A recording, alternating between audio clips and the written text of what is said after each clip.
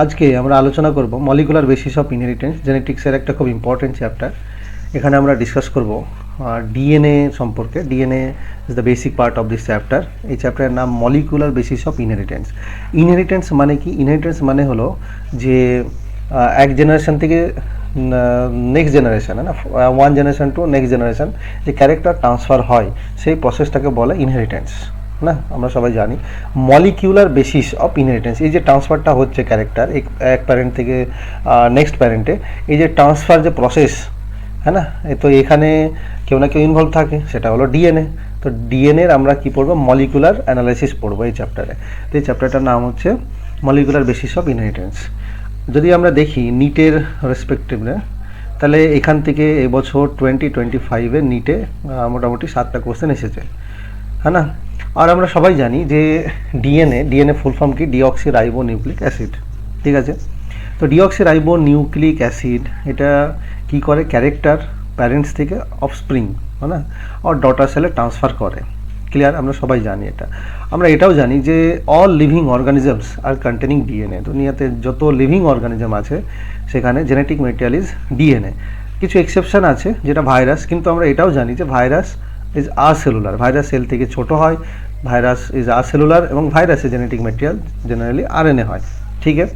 DNA ভাইরাসও আছে, কিন্তু virus is the exception where the genetic material can be RNA. Clear? বাকি দুনিয়াতে যত লিভিং অর্গানিজম আছে, all living organisms containing DNA as the genetic material.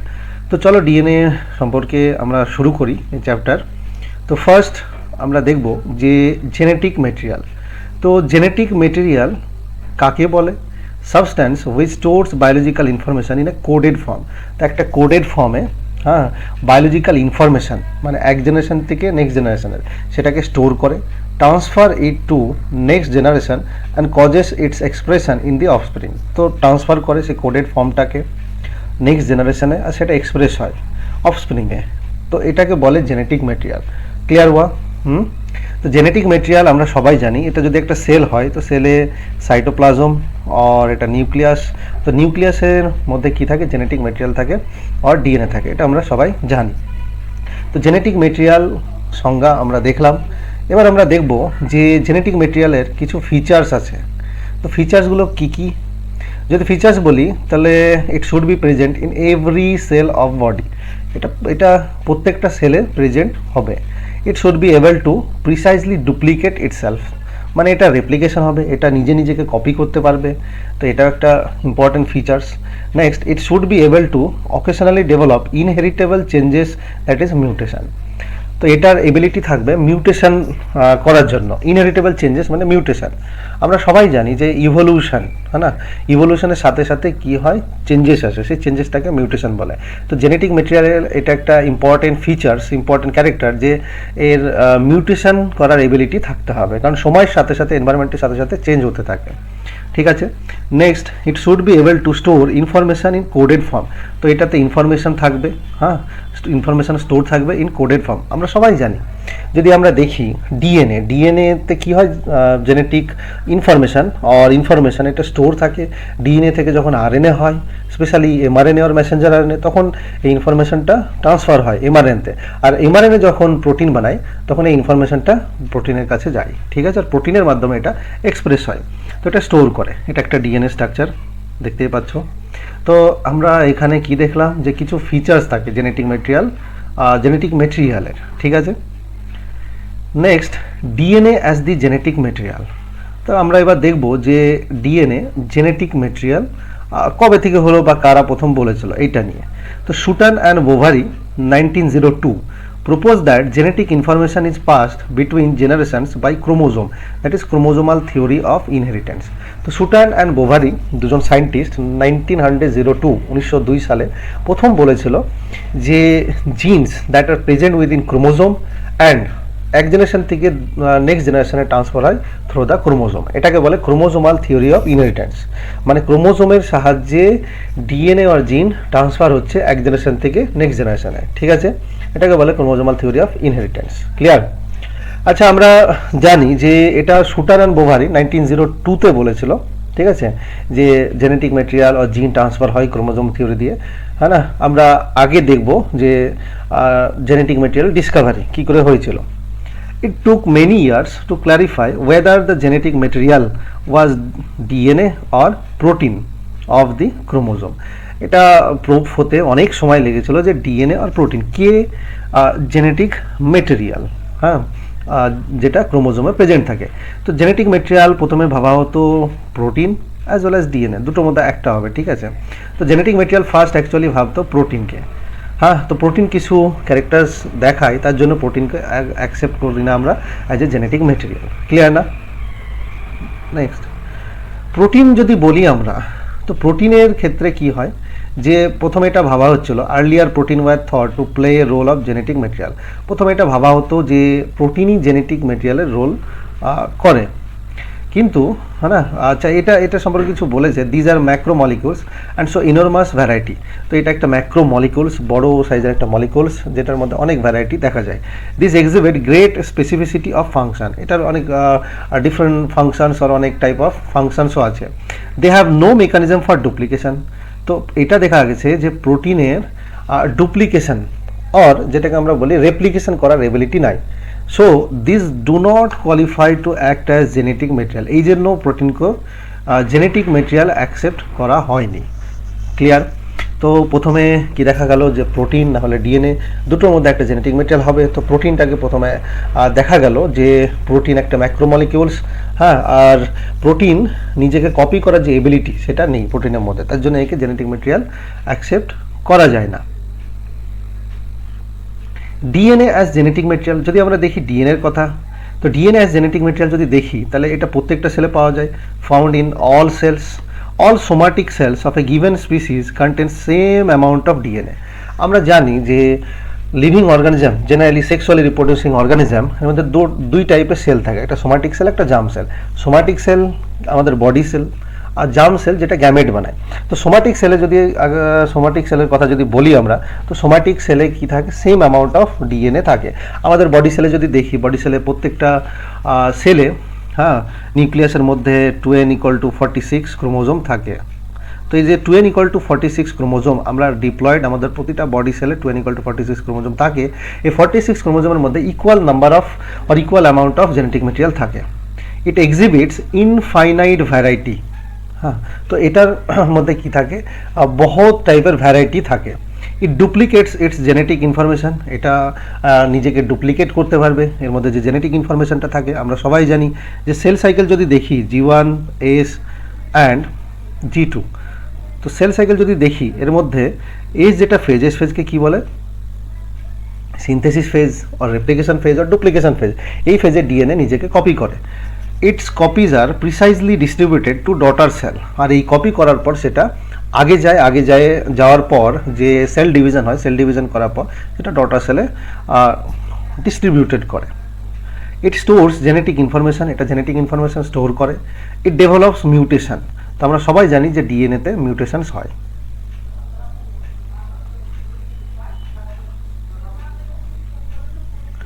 তো এই জন্য ডিএনএকে আমরা জেনেটিক মেটেরিয়াল হিসাবে গণ্য করি। ডিএনএ যদি আমরা ডিসকভারি দেখি, তো ফার্স্ট ডিএনএ ডিসকভার হয়েছিল ফ্রেডরিক মিসের দ্বারা। Friedrich Miescher 1869 nuclei of pus cell. Pus cell মানে হচ্ছে ইনফ্লেমেটারি সেল, ঠিক আছে। পাস সেল মানে হলো ইনফ্লেমেটারি সেল। তো একটা ইনফ্লেমেটারি সেলকে অবজার্ভ করার পর, সেখান থেকে ইনফ্লেমেটারি সেল অবজার্ভ করার পর সেখান থেকে একটা ডার্ক স্টেন আর ডার্ক কালারের মেটেরিয়াল ডিসকভার করে, যেটার ইনি নাম দেন নিউক্লিন, ঠিক আছে, যেটার ইনি নাম দেন নিউক্লিন।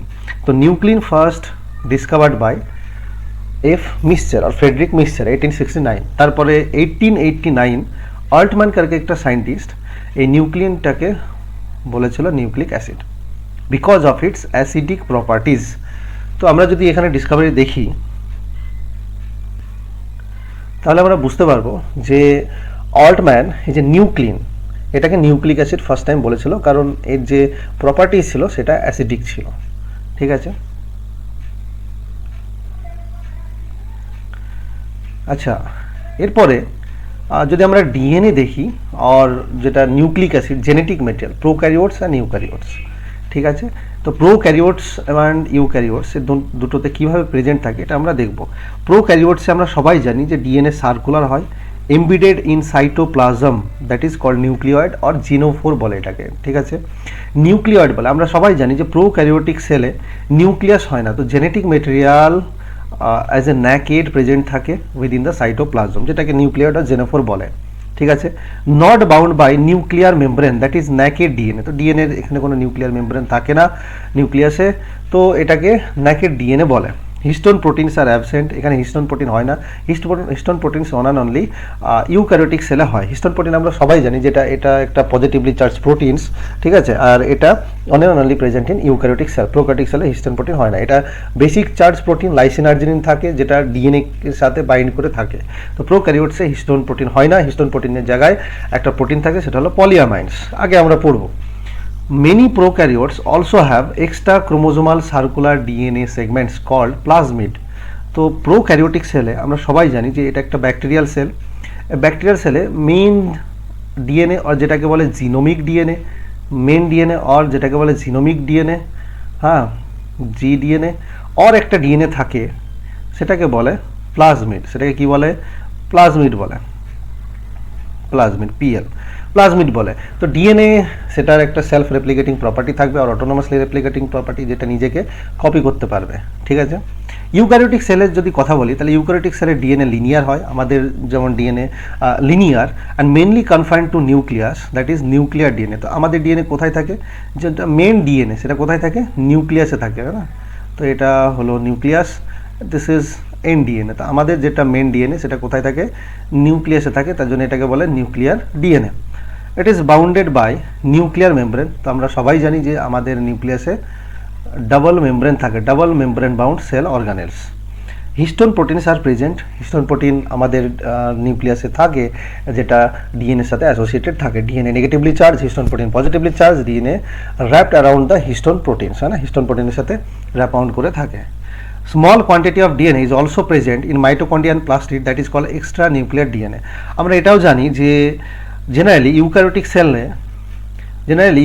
সেলে নিউক্লিয়াস যে ডিএনএটা থাকে সেটাকে বলে মেন ডিএনএ আর জিনোমিক ডিএনএ।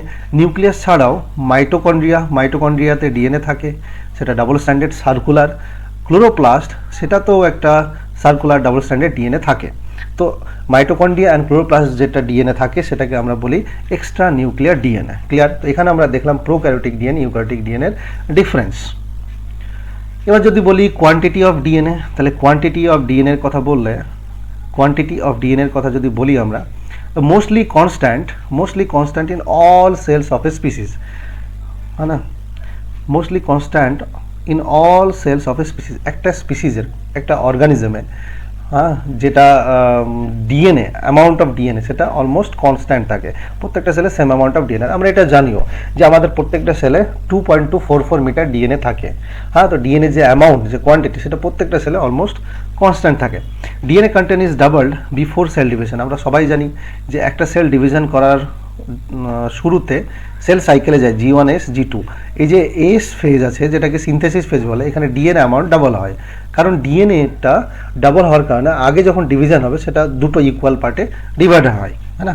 তো এখানে সেলের অ্যামাউন্টে ডিএনএ অ্যামাউন্ট ডাবল হয়ে যায়। এটা যখন আগে যায় সেল ডিভিশন করার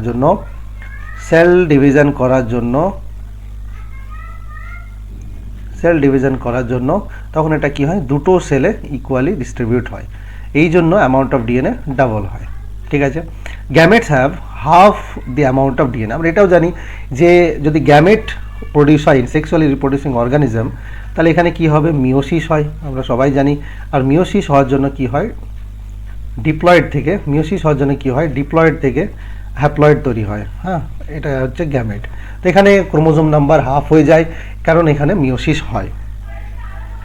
লেন্থ অফ ডিএনএ, যদি ডিএনএ লেন্থের কথা বলি তাহলে DNA long polymer of deoxy ribo nucleotides. আমরা জানি ডিএনএকে কি বলে? Deoxy ribo nucleotides. তো ডিঅক্সি রাইবো নিউক্লিওটাইডস মানে ডিএনএ নিউক্লিওটাইডের পলিমার। হ্যাঁ, আমরা যদি বলি যে যেমন ধরো একটা নিউক্লিওটাইডে কি থাকে? ফসফেট থাকে, সুগার থাকে, নাইট্রোজেনাস বেস থাকে, এটা হলো নাইট্রোজেনাস বেস, ঠিক আছে। তো এটা একটা নিউক্লিওটাইডস। তো এরকম অনেকগুলো নিউক্লিওটাইডস একসাথে, অনেকগুলো nucleotides, phosphate, sugar, nitrogenous base, again phosphate, sugar, nitrogenous base, এরকম অনেকগুলো নিউক্লিওটাইডস একসাথে হয়ে পলিনিউক্লিওটাইড চেন বানায়। তো ডিএনএ এরকম পলিনিউক্লিওটাইড চেন দিয়ে বানানো হয়। এটা একটা চেন, হ্যাঁ, এর পাশে আরেকটা চেন থাকে।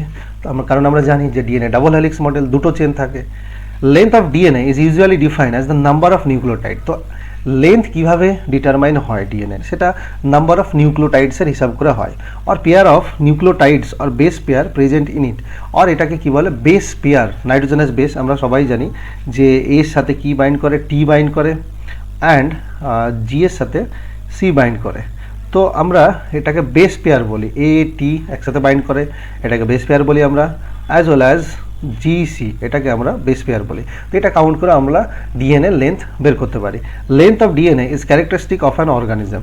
তো এটা একটা অর্গানিজমের ক্যারেক্টারিস্টিক ফিচার হতে हैं। जैसे এখানে कुछ एग्जाम्पल দিয়েছে, ব্যাকটেরিওফাজ 5x174 हैज़ 5386 নিউক্লিওটাইডস। তো দেখো ব্যাকটেরিওফাজ 5x174 এটা একটা সিঙ্গেল স্ট্যান্ডার্ড ডিএনএ। তো সিঙ্গেল স্ট্যান্ডার্ড ডিএনএ হওয়ার জন্য এখানে কি হয়, নিউক্লিওটাইডস হয়, নিউক্লিওটাইডস পেয়ার না, ঠিক আছে, এখানে নিউক্লিওটাইডস। ইকোলাই দেখতে পাচ্ছ এখানে, ইকোলাইয়ের যেটা বেস পেয়ার আছে 4.6 ইন্টু 10⁶, এই 6টা পাশে হয়ে গেছে, 10⁶ বেস পেয়ার আর নিউক্লিওটাইড পেয়ার্স। তো এখানে আমরা কিছু লেন্থ দেখলাম, হ্যাঁ, আর লেন্থ অফ ডিএনএ যেটা ক্যারেক্টারিস্টিক ফিচার অফ অর্গানিজম। এবার আমরা দেখব যে স্ট্রাকচার অফ ডিএনএ। ডিএনএ যে স্ট্রাকচার সেটা আমরা জানি যে ডিএনএ, আজকে যে আমরা ডিএনএ স্ট্রাকচারটা পড়ি, double helix model of DNA, সেটা কে দিয়েছিল, Watson, James Watson and Francis কিক 1953-তে। হ্যাঁ, আজকের দিনে যে আমরা ডাবল হেলিক্স মডেল, এই যে ডাবল হেলিক্স মডেল আমরা এই যে স্ট্রাকচার পড়ি, সেটা দিয়েছিল ওয়াটসন অ্যান্ড ক্রিক 1953-তে। The double helix model of DNA was based on, দুটো জিনিসের উপর বেস করেছিল। একটা হলো Chargaff's rule for base pairing, আর একটা হলো X ray diffraction pattern of DNA. তো এই দুটো ক্যারেক্টারের উপর বেস করে, হ্যাঁ, double helix model of DNA propose করেছিল ওয়াটসন অ্যান্ড ক্রিক। চলো, তো এখন এই দুটো ক্যারেক্টার আমরা দেখি। প্রথমে আসি চারগাফ রুল।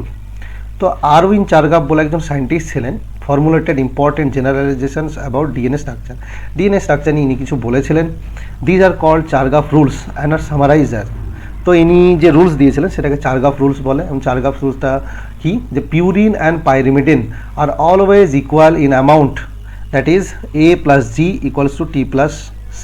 এটা applicable only for double standard DNA. কার জন্য অ্যাপ্লিকেবল, ডাবল স্ট্যান্ডার্ড dsDNA। এটা কিন্তু সিঙ্গেল স্ট্যান্ডার্ড ডিএনএর জন্য আর সিঙ্গেল স্ট্যান্ডার্ড আরএনএর জন্য অ্যাপ্লিকেবল না, only applicable for double standard DNA. এ আমরা সবাই জানি অ্যাডেনিন, তো অ্যাডেনিন কি, পিউরিন। জি এটা কি, গুয়ানিন, এটাও পিউরিন। তো adenine plus guanine = T + C। তো টি থাইমিন, সি সাইটোসিন, দুটো পাইরিমিডিন। তো পিউরিন = পাইরিমিডিন। এটা আমাদেরকে মনে রাখতে হবে। এটা only applicable for double standard DNA, এটা সিঙ্গেল স্ট্যান্ডার্ড ডিএনএ আর সিঙ্গেল স্ট্যান্ডার্ড আরএনএর জন্য অ্যাপ্লিকেবল না। Amount of adenine is equal to thymine. তো এই সূত্র যদি দেখি আমরা, তাহলে A = T হবে একটা ডাবল স্ট্যান্ডার্ড ডিএনএর জন্য, বা G = C হবে।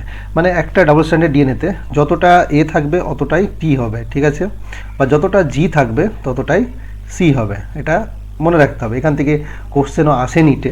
যদি কোশ্চেন এরকম দেয় না, ডাবল স্ট্যান্ডার্ড ডিএনএ যদি 20%, ডাবল স্ট্যান্ডার্ড ডিএনএ 20% অ্যাডেনিন থাকে, 20% অ্যাডেনিন থাকে একটা ডাবল স্ট্যান্ডার্ড ডিএনএ, dsDNA। তাহলে এখানে 20% DNA, sorry, double standard DNA, এখানে যদি 20% অ্যাডেনিন থাকে তাহলে কত পার্সেন্ট থাইমিন থাকবে, এগেন 20%। তাহলে 20% থাইমিন হয়ে যাবে, 20% অ্যাডেনিন, 20% থাইমিন, তাহলে কত হলো 40%। বাকি জি অ্যান্ড সি মিলিয়ে থাকবে 60%। তাহলে জি হয়ে যাবে কত, 30%। এটা মাথায় রাখতে হবে আমাদের। এবং সি হয়ে যাবে 30%, ঠিক আছে। তো এখান থেকে কোশ্চেন নিতে আসে, এটা মনে রাখতে হবে। Base ratio A + T is constant for a species. আচ্ছা, বেস রেশিও কি বলে, base ratio A + T by G + C। Base ratio কোনটাকে বলে, A + T by G + C, এটাকে বলে বেস রেশিও। এটা একটা ইম্পর্ট্যান্ট পয়েন্ট, এটাকে বলে BR, base ratio. Base ratio কি হয়, প্রত্যেকটা স্পিসিসের জন্য ফিক্স হয়, কারণ সেম জেনেটিক ম্যাটেরিয়াল ডিএনএ, হ্যাঁ না। যদি একটা ইকোলাই ধরি, ইকোলাই যে বেস রেশিও এখানে হবে, সেটা দুনিয়ার সব জায়গাতে ইকোলাই বেস রেশিও সেম হবে, হ্যাঁ না, A+T/G+C। যদি A+T গ্রেটার দেন G+C হয়, তাহলে এটাকে বলে এটি টাইপ ডিএনএ, এটি ডিএনএ বলে। আর এটি ডিএনএ কোথায় হয়? ইউক্যারিওটিক সেল হয়। কোথায় হয়? Eukaryotic sell. আর যদি G+Cর অ্যামাউন্টটি A+T থেকে বেশি হয়, তাহলে সেটাকে বলে GC ডিএনএ। আর GC ডিএনএ কোথায় হয়? এটা মেনলি হয় প্রোক্যারিওটিক সেলে। ক্লিয়ার? তাহলে এখান থেকে আমরা দুটো জিনিস শিখলাম, যে চারগাফ রুলের পর আমরা দেখলাম বেস রেশিও। এই দুটো মনে রাখতে হবে, খুব important. X ray diffraction pattern. X ray diffraction আমরা সবাই জানি। X ray crystallography, X ray আমরা সবাই জানি যে এটা একটা রেজ। ক্রিস্টালোগ্রাফি, ক্রিস্টাল দেখেছিল। ক্রিস্টাল একটা সেলের মধ্যে যখন নিউক্লিয়াসকে আমরা দেখবো, এটা নিউক্লিয়াস, তো এখানে নিউক্লিয়াসের মধ্যে কিছু ক্রিস্টাল ফর্ম পেয়েছিল, এটাকে বলে এক্স রে ক্রিস্টালোগ্রাফি। তো এটার সাহায্যে কী করেছিল? 3D structure of large molecules, 3D স্ট্রাকচারে লার্জ মলিকিউলস দেখেছিল, হ্যাঁ না। আচ্ছা, এই যে এক্স রে ক্রিস্টালোগ্রাফি, এটা প্রথম কে করেছিল? Maurice Wilkins and Rosalind Franklin. তো এরা কি করেছিল? ডিএনএর ক্রিস্টাল ফটো দেখেছিল, নিউক্লিয়াসের মধ্যে ডিএনএর ক্রিস্টাল ফটো দেখেছিল প্রথম Morris Wilkins and Rosalind Franklin. এরপরে এই যে এক্স রে ডিফ্র্যাকশন যে ডাটা মিলা আর এক্স রে ক্রিস্টালোগ্রাফি যে ডাটাটা পেয়েছিল, সেই ডাটার সাহায্যে Watson and ক্রিক along with Wilkins and Franklin চারজন মিলে কি করেছিল? এটাকে দেখেছিল। এবং এর মধ্যে ওয়াটসন অ্যান্ড ক্রিক স্পেশালি এই যে ক্রিস্টাল দেখেছিল ডিএনএ, এটা দেখার পর সেটাকে বলে ডাবল হেলিক্স মডেল। এই জন্য ওয়াটসন, ক্রিক আর উইলকিন্স, সেই সময় রোজলিন ফ্র্যাঙ্কলিন মারা গেছিলেন, তো উইলকিন্স তিনজনকে নোবেল প্রাইজ দেওয়া হয়েছিল 1962 for double helical model of DNA. এই double helical model of DNA, এই যে স্ট্রাকচার দেখতে পাচ্ছ, এটার জন্য এদেরকে নোবেল প্রাইজ দেওয়া হয়েছিল। This model has important features. তো এই যে ডাবল হেলিক্স মডেলের কিছু ইম্পর্টেন্ট ফিচার্স আছে: 2 polynucleotide chains or strands, backbone of DNA strands and polarity। তো এই স্ট্রাকচারগুলোকে আমরা এখন 1 by 1 করে দেখব। চলো, আচ্ছা এখানে আসি 1 by 1 করে। Watson and Crick model of DNA. This model has following important features: antiparallel properties or strands, DNA duplex, complementary base pairing, glycosidic and phosphodiester bonds, hydrogen bonds. এইগুলো double helix model of DNA যেটা আছে, সেটার main characters আর features, এটা আমরা 1 by 1 করে দেখব। তো চলো, প্রথমে আমরা দেখি পলিনিউক্লিওটাইড চেইনস অর স্ট্র্যান্ডস। তো পলিনিউক্লিওটাইড চেইন আগেই আমি তোমাদের দেখিয়েছি যে ফসফেট নিউক্লিওটাইড কাকে বলে? Phosphate, sugar and nitrogenous base. এটা একটা নিউক্লিওটাইড হলো, এরকম অনেকগুলো নিউক্লিওটাইড হয়ে কি করে পলিনিউক্লিওটাইড চেন তৈরি করে। এটা একটা পলিনিউক্লিওটাইড চেন হলো। এগেন এরকম আবার এখানে অনেকগুলো নিউক্লিওটাইড তৈরি হয়ে দুটো পলিনিউক্লিওটাইড চেন তৈরি করে, ঠিক আছে। আচ্ছা, পলিনিউক্লিওটাইড চেন দুটো থাকে ডিএনএতে, আমরা সবাই জানি deoxyribonucleotides. Each deoxyribonucleotide is cross linking of, এতে কি থাকে? একটা নিউক্লিওটাইডে deoxyribose, sugar, nitrogenous base and phosphoric acid. এটা ফসফরিক অ্যাসিড আর ফসফেট গ্রুপ দেখতে পাচ্ছ, এটা নেগেটিভ চার্জ, এই জন্য ডিএনএ নেগেটিভ চার্জ হয়। এটা সুগার মলিকিউল, হ্যাঁ, আর এটা নাইট্রোজেনাস বেসে। তো nitrogenous base and sugar molecule attach থাকে, হ্যাঁ, আর এখানে সুগার ফসফেটের সাথে অ্যাটাচ থাকে। তাহলে এখানে আমরা কি দেখলাম? যে নিউক্লিওটাইডের মধ্যে 3টে কম্পোনেন্ট থাকে, phosphate group, sugar and nitrogenous base. এবার আমরা এগুলোকে 1 by 1 করে পড়ব। তো চলো আমরা কথা বলি নাইট্রোজেনাস বেসের। তো নাইট্রোজেনাস বেস যদি আমরা বলি, total 4 types of nitrogenous bases আকার ইন ডিএনএ। তো ডিএনএতে টোটাল 4টে নাইট্রোজেনাস বেস থাকে। তো পিউরিন থাকে, অ্যাডেনিন অ্যান্ড গুয়ানাইন, আমরা সবাই জানি। পাইরিমিডিন থাকে, থাইমিন, সাইটোসিন। যদি আরএনএ হয়, অ্যাজ ওয়েল অ্যাজ ইউরাসিল। তাহলে এখানে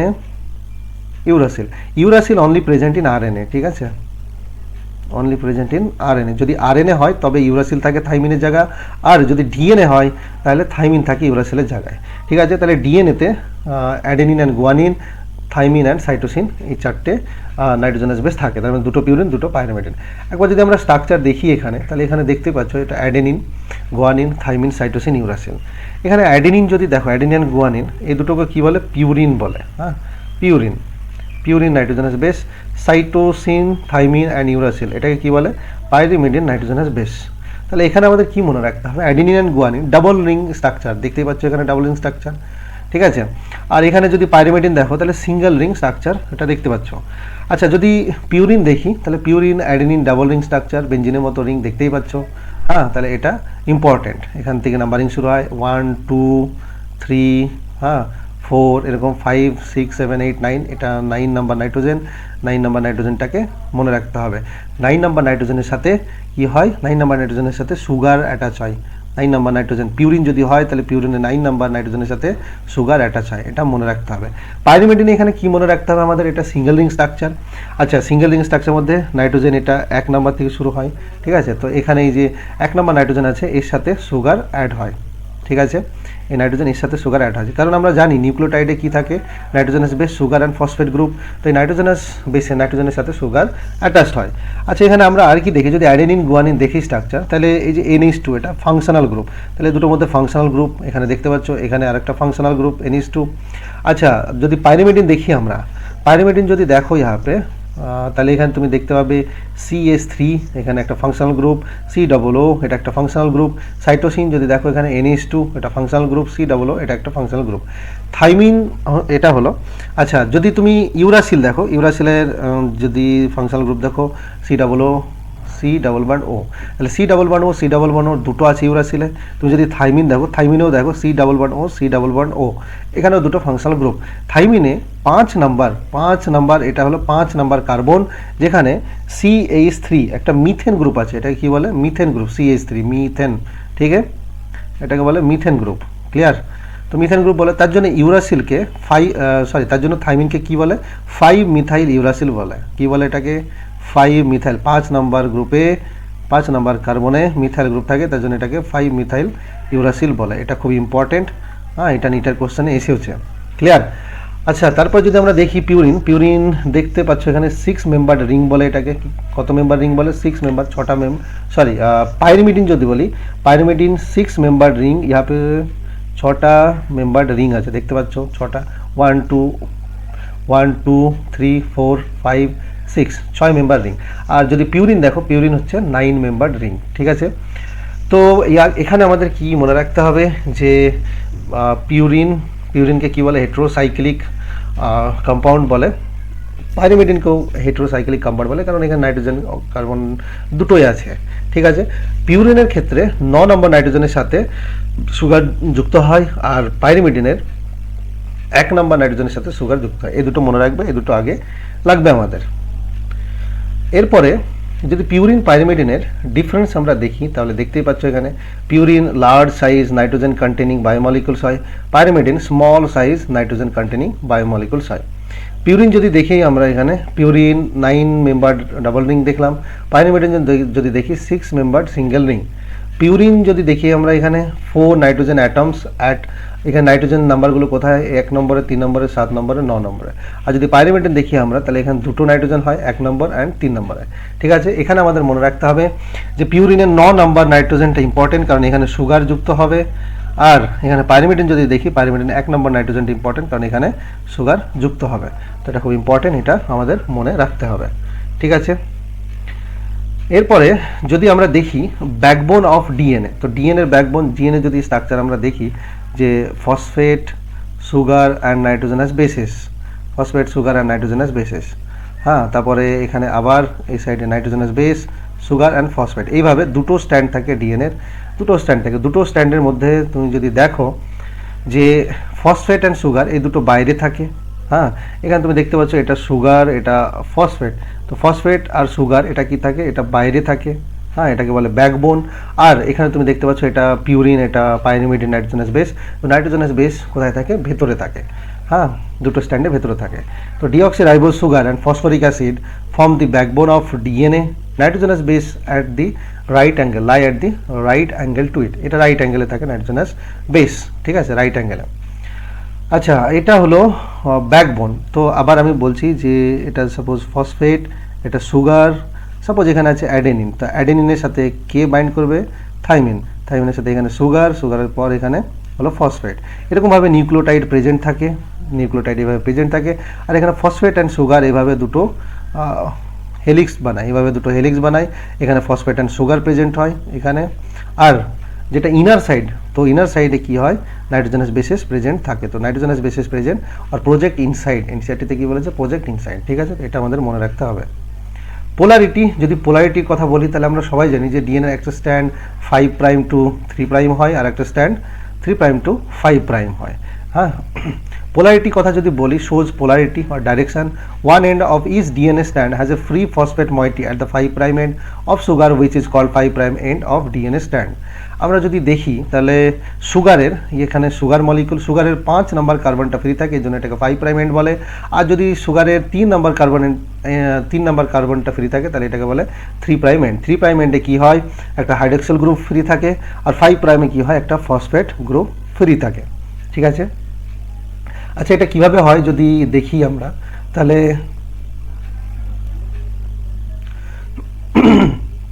আমরা বুঝতে পারবো যে এটা ফসফেট সুগার, সাপোজ এখানে এ আছে, এর সাথে যাবে থাইমিন, এগেন সুগার, এটা হলো ফসফেট, ফসফেট সুগার, সাপোজ এখানে যে জি, জি এর সাথে ট্রিপল বন্ড থাকে, সাইটোসিন, সুগার এবং ফসফেট। যদি এখানে স্ট্রাকচারটা ভালো করে দেখো তাহলে বুঝতে পারবে যে সুগারের সুগারের সাথে নাইট্রোজেনাস বেসের একটা বন্ড হয়, সেটাকে বলে গ্লাইকোসাইডিক বন্ড। তো এটা বলে এটা হলো গ্লাইকোসাইডিক বন্ড। এটা কি আছে, অ্যাডেনিন। তো অ্যাডেনিনের ক নাম্বার নাইট্রোজেন জুড়বে, 9 নাম্বার। অ্যাডেনিন কি হয়, পিউরিন। আর সুগারের 1 নাম্বার কার্বন অলওয়েজ জুড়বে, ঠিক আছে। তো 1C9 কার্বন, 9 নাইট্রোজেন, অ্যাডেনিনের 9 নাম্বার নাইট্রোজেন অ্যান্ড সুগারের 1 নাম্বার কার্বন, এর মধ্যে কি হবে, গ্লাইকোসাইডিক বন্ড হবে। আর সুগার ফসফেট, এই বন্ডটাকে বলে ফসফোএস্টার বন্ড। কি বলে এটাকে, ফসফোএস্টার বন্ড বলে।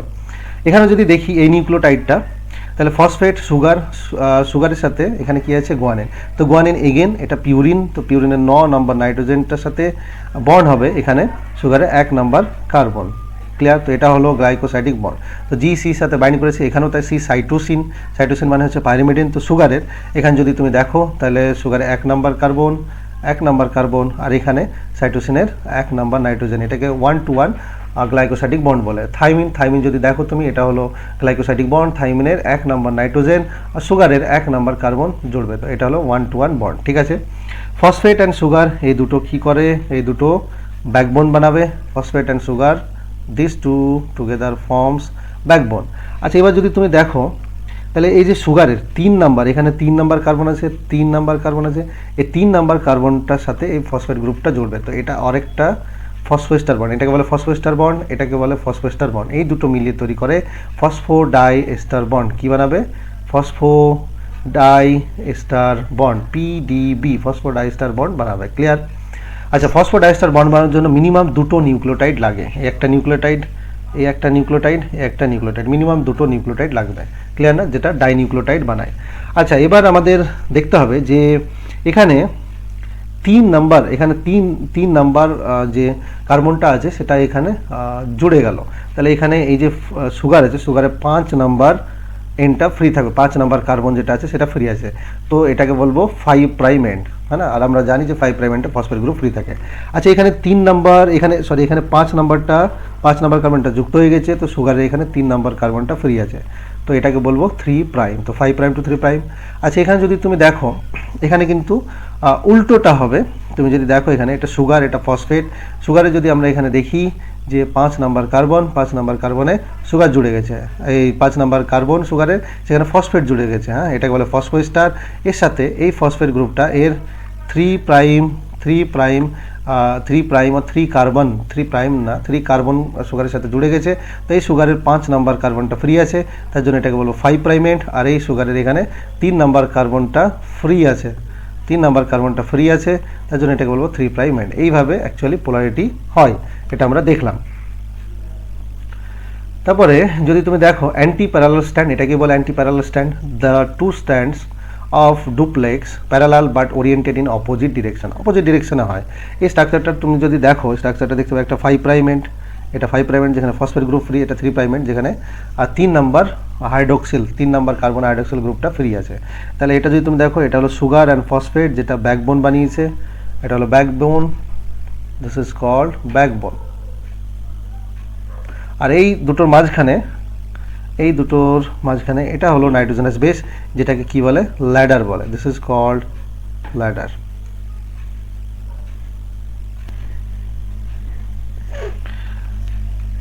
আচ্ছা, তাহলে এটা যদি দেখো তাহলে এটা হলো সুগার অ্যান্ড ফসফেট, এটা দুটো মিলিয়ে বানায় ব্যাকবোন, এখানেও ব্যাকবোন, আর মাঝেরটা এটাকে ল্যাডার বলি, সিডি যে স্টেপ হয় সেরকম নাইট্রোজেনাস বেস স্টেপ বানায়, ঠিক আছে। আর আমরা জানি যে ডাবল হেলিক্স মডেল অফ ডিএনএতে একটা যদি পিউরিন আসে তো পিউরিনের অপোজিট অলওয়েজ পাইরিমিডিন আসবে, তার জন্য বন্ডের তার জন্য ডাবল হেলিক্স মডেলে ইউনিফর্মিটি মেনটেন হয়। তো এটা গোয়ানিন অপোজিটে কি আসলো, সাইটোসিন। তো এটা আমাদের মনে রাখতে হবে, গোয়ানিন অপোজিটে সাইটোসিন, গোয়ানিন অপোজিটে সাইটোসিন, এখানে গোয়ানিন সাইটোসিন দিয়েছে, একটা ডাবল রিংয়ের অপোজিটে অলওয়েজ সিঙ্গেল রিং আসবে, ঠিক আছে।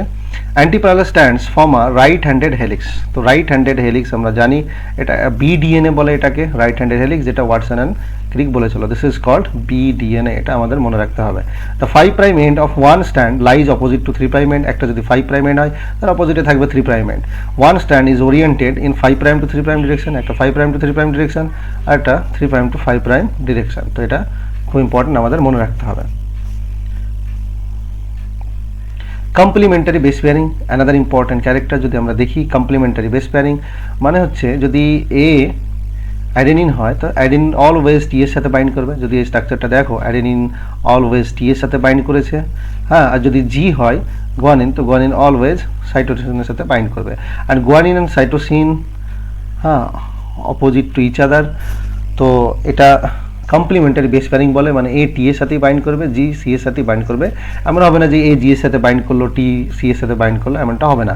Base pairing is the pairing formed in a double helix between purine of one stand and pyrimidine of the second stand. তো একটা পিউরিন একটা পাইরিমিডিন আসবে, এই জন্য ডাবল হেলিক্স যে ডিএনএ আছে মডেল আছে সেটা ইউনিফর্মিটি মেনটেন হয়। The way in which the bases form pairs between the two DNA strand is known as complementary base pairing, এটাকে বলে complementary base pairing। সো এটা বহুত ইম্পর্টেন্ট আছে। এরপরে ডিএনএ ডুপ্লেক্স যদি আমরা বলি যে ডিএনএ ডুপ্লেক্স বানিয়েছে, এটা যদি স্ট্রাকচারটা দেখো দুটো হেলিক্স মিলে কি হয় না, ডিএনএ ডুপ্লেক্স। হ্যাঁ, ডিএনএ ডুপ্লেক্স, এরকম হেলিক্স,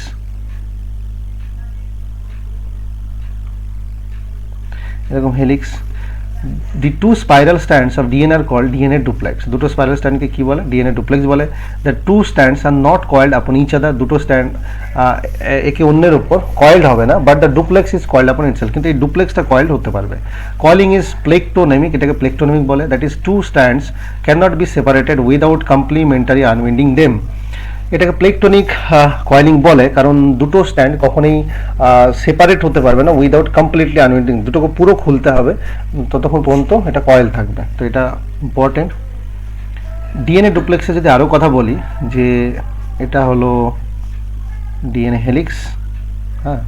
এই ডিএনএ হেলিক্সের যদি আমরা কথা বলি, এর ডায়ামিটার কত, 20 অ্যাংস্ট্রম, এর ডায়ামিটার হলো 20 অ্যাংস্ট্রম, আর এটা যদি ন্যানোমিটারে কনভার্ট করি তাহলে 2 ন্যানোমিটার। 1 টান of spiral has distance of 34 angstrom, মানে এটাকে 1 টান বলি। 1 টান মানে হচ্ছে যেটা 180 ডিগ্রি করে একটা রাউন্ড বানাবে, এটাকে বলে 1 টার্ন, ঠিক আছে। তাহলে এই যে 1 টান আছে, এই যে 1 টান, এটাকে বলে হেলিক্স লেন্থ আর পিচ অফ হেলিক্স। এটা হলো 34 অ্যাংস্ট্রম। 34 অ্যাংস্ট্রম মানে হলো 3.4 ন্যানোমিটার, এটা আমাদের মনে রাখতে হবে। দ্য লেন্থ কন্টেন 10 নিউক্লিওটাইডস, এর মধ্যে কটা নিউক্লিওটাইড থাকে, 10 নিউক্লিওটাইডস পেয়ার থাকে, actually 10 nucleotide pair, 10 nucleotide pairs. 10 nucleotide pairs যদি আমরা বলি তার মধ্যে যদি 10 নিউক্লিওটাইডস পেয়ার আর বেস পেয়ারের কথা বলি বিপি, তাহলে এর মধ্যে পিউরিন কটা থাকবে, পিউরিন পিউরিন থাকবে 10টা। আচ্ছা, এর মধ্যে পাইরিমিডিন কটা থাকবে, পাইরিমিডিন থাকবে 10টা। আচ্ছা, অ্যাডজাসেন্ট নিউক্লিওটাইডস ইজ 3.4 অ্যাংস্ট্রম। দুটো নিউক্লিওটাইডের মধ্যে যে ডিস্টেন্স, মানে ধরুন এখানে এ আর টি আছে, ধরো এটা, আর এখানে আছে জি আর সি, তাহলে এই যে দুটোর মধ্যে ডিস্টেন্স এ জি টি সি, হ্যাঁ, এই দুটোর মধ্যে যে ডিস্টেন্স ডিএনএ স্ট্যান্ডে সেটা হলো 3.4 অ্যাংস্ট্রম, আর সেটাকে বলে 0.34 ন্যানোমিটার। তো এটা আমাদের মনে রাখতে হবে। দেয়ার আর 2 types of alternate groups, major group and minor group. তো এই যে গ্রুভ, এটাকে বলে গ্রুভ কেন হয়, গ্রুভ এই জন্য হয় due to arrangement of nitrogenous bases. আমরা জানি purine double ring structure, pyrimidine single ring structure. এই যে অ্যারেঞ্জমেন্টের জন্য মেজর গ্রুপ মাইনর গ্রুপ হয়, তার লেন্থ এখানে দেওয়া আছে। মেজর গ্রুপের লেন্থ হলো 22 অ্যাংস্ট্রম, মাইনর গ্রুপের লেন্থ হলো 12 অ্যাংস্ট্রম। আচ্ছা, এরপরে যদি বলি glycosidic bond and phosphodiester bond, already আমরা দেখলাম এটা সুগার মলিকিউল, এটা ফসফেট গ্রুপ, এটা সুগার মলিকিউল। তো দুটো সুগার, এটাকে বলে ডাইনিউক্লিওটাইড, দুটো sugar attach through the phosphodiester bond, this is called dinucleotide. এই সুগারের দেখো এটা 5 নাম্বার কার্বন, তো 5 নাম্বার কার্বন ফসফেট একটা সুগারে 5 নাম্বার কার্বনের সাথে অ্যাটাচ হয়, আর একটা সুগারে এটা হলো 3 নাম্বার কার্বন, এটা হলো 3 নাম্বার কার্বন। তো এটা একটা ফসফো, যদি এটা ভালো করে দেখো এটা একটা ফসফোস্টার বন্ড, এটা একটা ফসফোস্টার বন্ড, সরি এটা একটা ফসফোস্টার বন্ড, আর এটা একটা ফসফোস্টার বন্ড। তাহলে এই দুটো যদি দেখি আমরা, দুটোকে মিলিয়ে বলে ফসফোডাইস্টার বন্ড, ঠিক আছে। ফসফোডাইস্টার বন্ড দুটো ফসফোস্টার বন্ড মিলিয়ে হয়। যেটা ডিরেকশন যদি আমরা দেখি তাহলে একটা 3 প্রাইম টু 5 প্রাইম যাচ্ছে, তো ফসফোডাইস্টারের যদি ডিরেকশন দেখি আমরা 3 প্রাইম টু 5 প্রাইম হয় এটা, ঠিক আছে। আর একটা ফসফোডাইস্টার বন্ড তৈরি করার জন্য মিনিমাম দুটো নিউক্লিওটাইড লাগে। Nitrogenous bases are attach to a carbon of 1 carbon of deoxyribose sugar through glycosidic bond. তো নাইট্রোজেনাস বেস অলওয়েজ সুগারের, এটাও আমরা জানি সুগারের 1 নম্বর কার্বনের সাথে অ্যাটাচ হয়। যদি পিউরিন হয় তাহলে 9 নম্বর নাইট্রোজেন, যদি পিউরিন হয় তাহলে 9 নম্বর নাইট্রোজেন আর সুগারের 1 নম্বর কার্বন, আর যদি পাইরিমিডিন হয় তাহলে 1 নম্বর নাইট্রোজেন আর সুগারের 1 নম্বর কার্বন, এই দুটো অ্যাটাচ হয়। তাহলে এটাকে মনে রাখতে হবে, এটা খুব important. The bond between two adjacent nucleotides of two adjacent sugar molecule at 3 prime to 5 prime position with phosphate group is called phosphodiester bond. তো ফসফোডাইস্টার বন্ডের ডিরেকশন যেটা হয় 3 প্রাইম টু 5 প্রাইম ডাইরেকশন, এটা আমাদের মনে রাখতে হবে, খুব ইম্পর্টেন্ট। নেক্সট যদি বলি আমরা হাইড্রোজেন বন্ডস, তাহলে হাইড্রোজেন বন্ডস আমরা দেখলাম যে হাইড্রোজেন বন্ড যদি কথা বলি আমরা, এ অ্যান্ড টি এর মধ্যে দুটো hydrogen bond and G and C এর মধ্যে 3টে হাইড্রোজেন বন্ড। তো চলো hydrogen bond, the two stands of DNA are held together by hydrogen bonds between their bases. তো নাইট্রোজেনের বেসের মধ্যে হাইড্রোজেন বন্ড থাকে, দুটো hydrogen bonds occur between adenine and thymine, adenine and থাইমিনের মধ্যে দুটো hydrogen bond, and 3 hydrogen bonds are present between guanine and cytosine. Guanine and সাইটোসিনের মধ্যে 3টে হাইড্রোজেন বন্ড থাকে, এটা important. Guanine and cytosine are stronger, এই যে গুয়ানিন সাইটোসিনের মধ্যে 3টে হাইড্রোজেন বন্ড থাকে, stronger than A and T bonds, এখানে দুটো হাইড্রোজেন বন্ড থাকে। Hydrogen bonds hold complementary stands of DNA together. এখানে হাইড্রোজেন বন্ডের ফাংশন বলেছে, এটা খুব ইম্পর্টেন্ট। হাইড্রোজেন বন্ড কী করে, কমপ্লিমেন্টারি স্ট্যান্ডস যেটা আছে ডিএনএ সেটাকে হোল্ড করে রাখে, আর ডিএনএ ডাবল হেলিক্স যেটা আছে সেটার স্টেবিলিটি মেনটেন করে, ঠিক আছে। তো এখানে ডিএনএ দুটো স্ট্যান্ড দিয়েছে, এটা সুগার প্লাস ফসফেট, এটা একটা স্ট্যান্ড, এখানে ডায়াগ্রামে দেখতে পাচ্ছ, এটা আর একটা স্ট্যান্ড, আর মাঝখানে যেটা আছে এটা হলো, এই যে মাঝখানে এগুলো হলো নাইট্রোজেনাস বেসেস। তো হাইড্রোজেন বন্ডের ফাংশন দুটো, একটা হচ্ছে ডিএনএ স্ট্যান্ডকে একসাথে ধরে রাখে আর একটার স্টেবিলিটি মেনটেন করে। তো আজ এই পর্যন্তই, থ্যাংক ইউ। নেক্সট দিন আমরা অন্য একটা টপিক পড়বো।